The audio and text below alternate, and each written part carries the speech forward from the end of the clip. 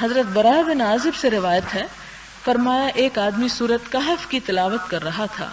اور اس کے پاس ایک گھوڑا 2 رسیوں سے بندھا ہوا تھا۔ ایک بادل اس کے اوپر چھا گیا اور قریب سے قریب تر ہونے لگا اور گھوڑا اس بادل کے خوف سے اچھلنے کودنے لگا۔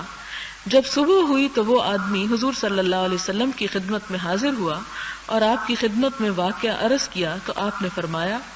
یہ سکینت یعنی تسکین ہے، تسلی ہے جو قرآن حکیم کی برکت سے نازل ہوئی تھی۔ یعنی انسان جب تلاوت کرتا ہے تو نہ صرف یہ کہ انسان کے اپنے کان سنتے ہیں بلکہ آس پاس کی مخلوق بھی سنتی ہے، اور خاص طور پر فرشتے جو ہیں وہ سمٹ آتے ہیں،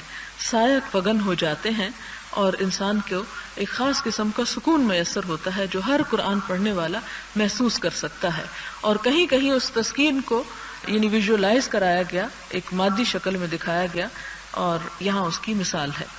اور سورۃ کہف کے بارے میں تو آپ ویسے بھی جانتے ہیں کہ اس کا پڑھنا جو ہے اس کے بارے میں فرمایا کہ ہر جمعے کو پڑھی جائے اور ایک جمعے سے دوسرے تک اس انسان کے لیے اللہ تعالیٰ ایک نور پیدا کر دیتا ہے۔ وہ نور کیا ہے کہ زندگی گزارنے کا یعنی اللہ کی رضا کے مطابق ایک سلیقہ اور طریقہ، یعنی وہ روشنی انسان کو مل جانا کہ جس سے انسان اپنی دنیا کے اندھیروں اور مشکلات میں اللہ کی راہ کو پہچانتا رہے۔